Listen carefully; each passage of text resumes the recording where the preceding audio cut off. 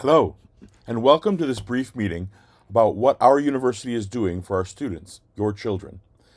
We have received many emails about pending state legislation and what that means for the quality of education your child will receive through their degree here at UTM.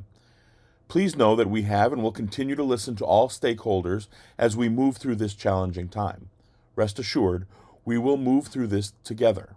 In the meantime, we'd like to offer this session as a brief overview of what we feel are the important needs facing our students and how we can better provide for those needs. At this point, I'm going to share my screen and we'll begin the presentation.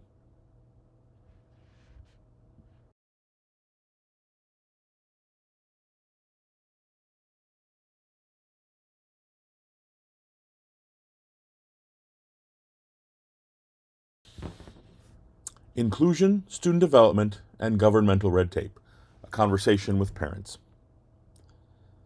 This conversation is designed to help you understand the current academic and legislative climate on our campus and why we need to focus on diversity, equity, and inclusion initiatives.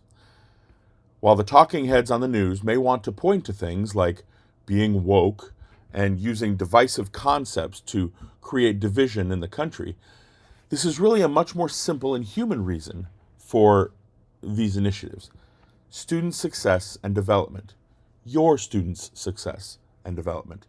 Not just while they're in school, but beyond graduation. Unfortunately, we as an institution can only focus on that time that your students are with us. That's why we need to create effective and creative ways of helping all students feel welcome and part of our institution. As state institutions, unlike private colleges, we are required to play within the rules. To put it simply, while some states look to limit those conversations, we need to find ways of maximizing our voices within the context of those legislative limits. We need to try to create an environment where DEI initiatives, diversity, equity, and inclusion initiatives, are embraced without fear of legislative retribution. And while these political battles permeate every corner of society, higher education seems to be one place where it has a bigger target on it. Higher education finds itself between a rock and a hard place. Academic freedom is the number one thing that both sides of the argument will talk about. On one side, teachers should be able to teach critical race theory and gender studies without fear of government intruding on their classrooms. On the other, teachers also feel that the colleges shouldn't have the ability to force them to teach something. So we've got one concept that is being fought over, like two dogs with one bone. And we have to figure out how we can somehow get a piece of that to both parties. Another thing that we have is state funding. This is legislative control over public universities, to put not too fine a point on it. These are much needed dollars that the institutions rely on to ensure many of the things that make a college function. Legislators continually use the threat of withholding those funds as a way of forwarding some of those political agendas and ideologies. And they're quite successful at doing it. Ultimately, if we remove everything that is considered inclusive language and programming, it's the students who become the victims. An atmosphere is created where students on both sides of the argument feel disenfranchised and unheard. On one side, you have underrepresented students who don't feel integrated with the community. They don't feel integrated with the campus. They feel that their needs aren't being met. And they feel that the university has become a microcosm of society. They're underrepresented. They're not the same. They're not equal to everyone else. On the other hand, you've got other students who, because of a sense of privilege, because of a sense of a stronger sense of self, they don't feel they should be exposed to those concepts and those ideas. They think everything is fine. This is especially true, as I said, with underrepresented students. Underrepresented students and students without a perceived privilege begin to feel less important. Those same groups have often faced similar struggles throughout their lives.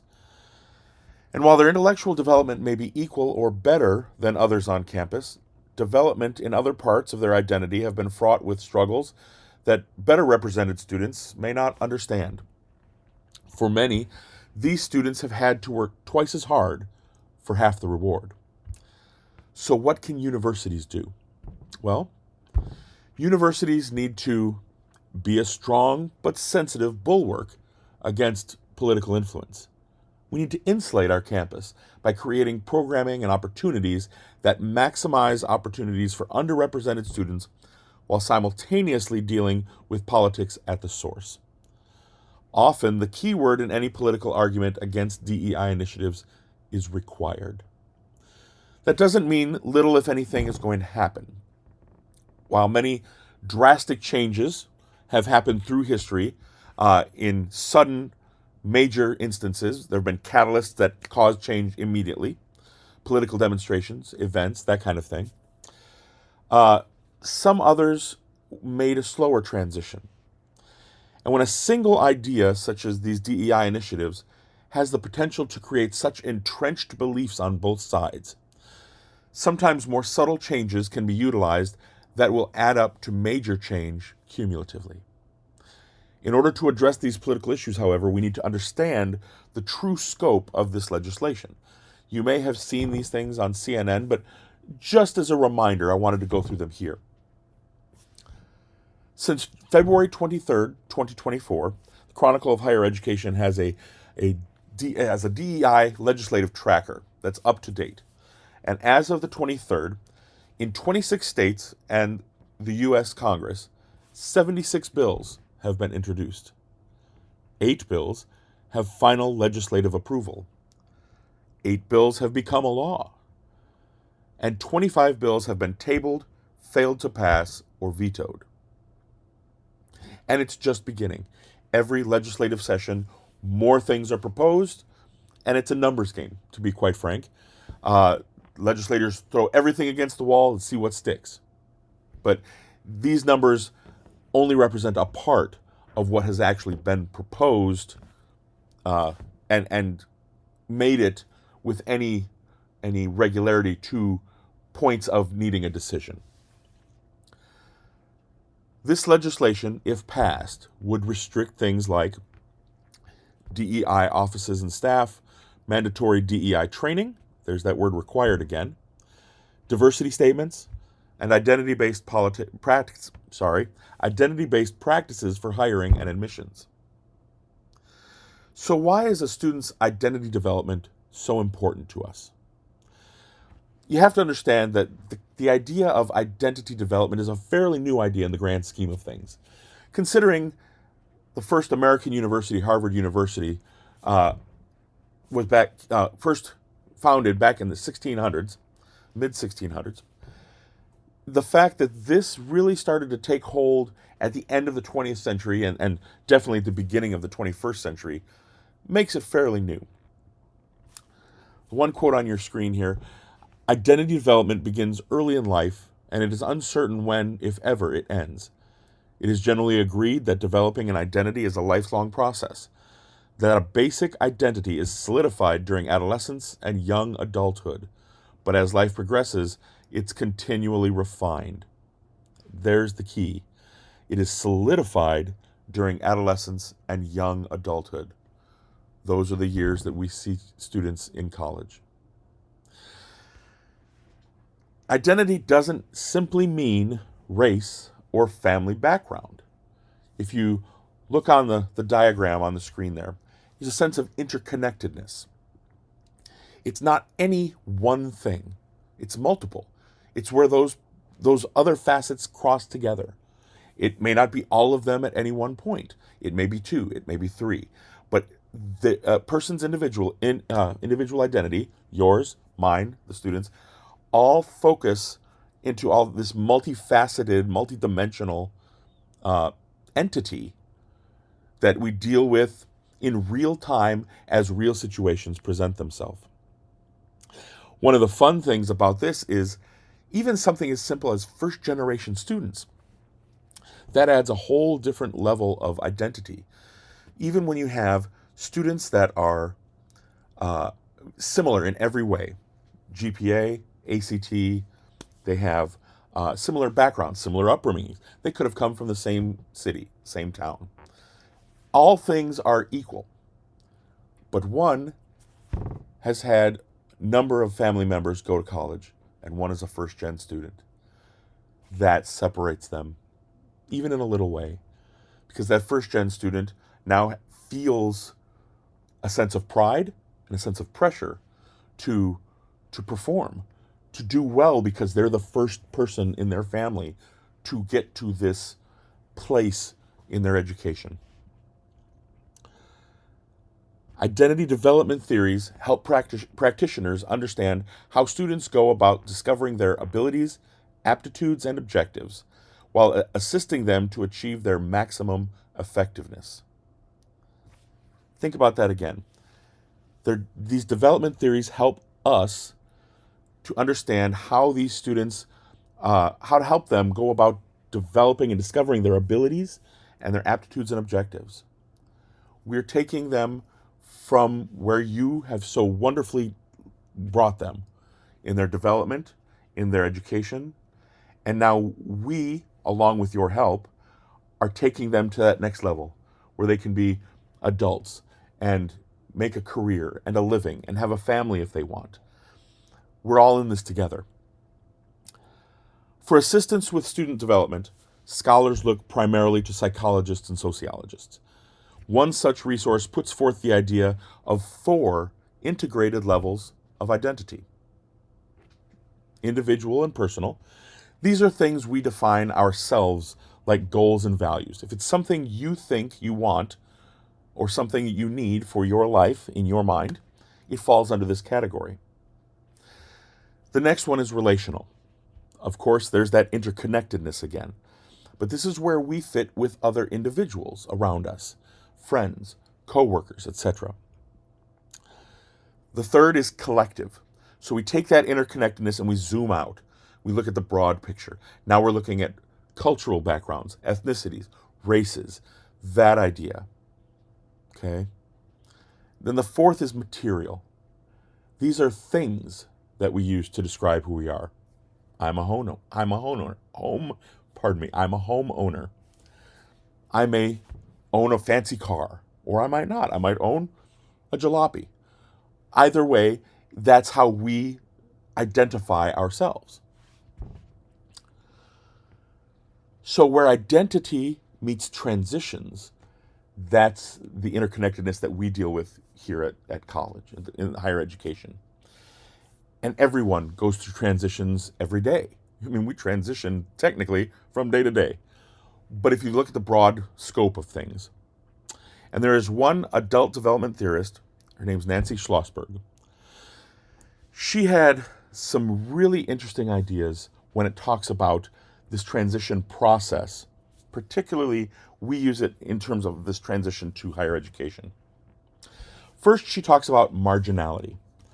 Marginality is a sense of not fitting in that can lead to self-consciousness, irritability, and depression. So right there, when you have a new student that gets to a college campus, even if they aren't living there, if they're living off campus with family, but let's look at an easier picture. Someone who has traveled a distance and has to stay on campus. And they get here and they don't feel welcomed. They're marginalized. They're already going to be self-conscious and irritable and could suffer from depression. In our daily lives, those things don't account for positive influence and positive productivity that already makes our Mondays bad. She goes on to talk about mattering. Mattering is our belief, whether right or wrong, that we matter to someone else. We all need to feel like we matter. And a student that comes in and feels marginalized doesn't feel that they matter. When looking at students, it's important that they all matter. When that's absent, positive learning cannot take place. So there's this idea of transitions that we're looking at. A transition is any event or non-event which results in changed relationships, routines, assumptions, and roles. Again, Nancy Schlossberg putting this forward. Any event or non-event. Can you think of some? It can be minuscule. It can be going from the movies to dinner. That's a transition. Changed relationships. You break up with somebody, you start a new relationship. It happens every day. Routines. If you've always gone to one job and the next day you have to go to a different job or a different location for a job. Transitions. They start small, but they can mushroom like the ripples on a pond. You throw a rock in a pond, those transitions can get bigger and bigger until they become significant, or at least significant to us. Every student coming to campus is experiencing their own levels of mattering, marginality, and personal transition. Pairing identity development with each student's transition process allows us to more accurately predict student success throughout their time on campus, provide resources and programming customized to those specific needs, and create a culture of success and inclusion in the face of future legislation. We'll get to that in a second. There's a great book called Allies and Advocates by Amber Cabral, and in it, the entire idea of the book is summed up in one sentence. Ally is not a title, it's a verb. And we often, on the campus, we consider the term ally as someone who is in a position to help, has privilege, has a position of authority on the campus. And they are able to and do follow through and help those in need, in whatever need that is. When it comes to students and their development and their identity development, that can start the student organization level by creating these groups where students can begin to feel welcome. They can plug into the campus, whatever those groups are, and encouraging new groups and new organizations to be formed. This is where we can start that process of minimizing marginality and maximizing a sense of mattering. The next thing, and not an insignificant one by any means, is mental health services.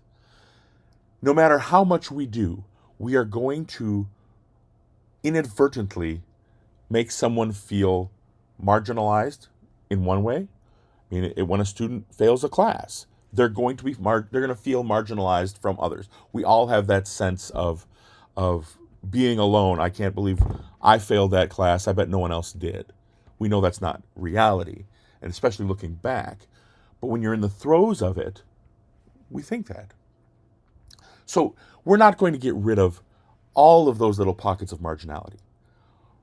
But when those do come up, we can help students through it with mental health services. There's a quote from Brett Schofield. It's critical that if you're a leader who prioritizes mental health, that it's also equally important to emphasize DEIB initiatives. And in this quote, the B stands for belonging, marginality, mattering, belonging, the opposite side of that coin. Going further, so now we have student organizations, we have mental health services in place. Without having to even deal with the academic freedom issue that we talked about earlier, students can learn from each other.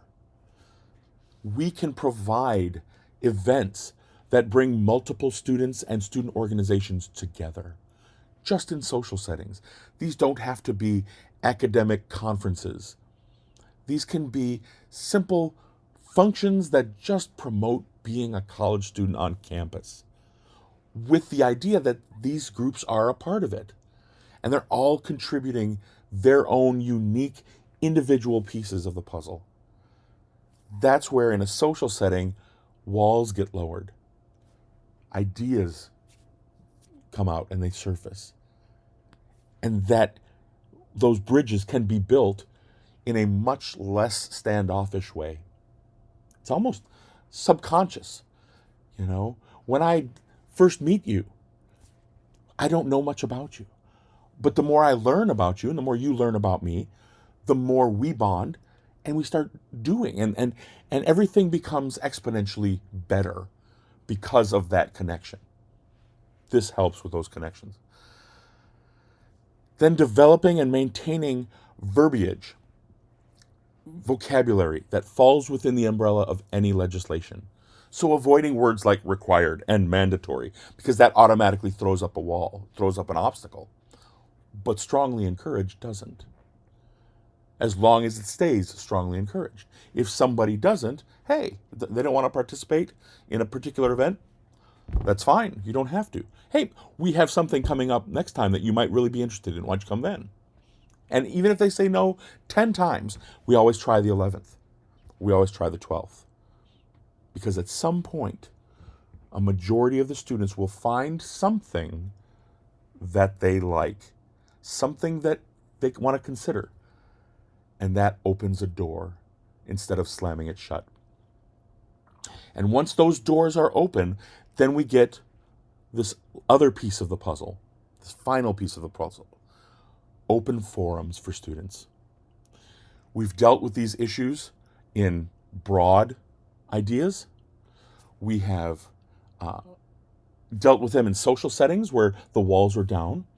Once those bonds become stronger, then we have deeper, more meaningful discussions. We ask the students to discuss amongst themselves with us there so that we can also embrace these things and learn what they truly need. We have those difficult conversations because now you're no longer just somebody that I see walking across the campus. You're somebody that I've been to these functions with. You're a friend. And we can then embrace more of what we're talking about. We're listening and we're hearing the other people. Well, that's it. We've taken our first step together in this ongoing and ever-evolving process of creating a positive and inclusive environment for your family members as they attend UTM.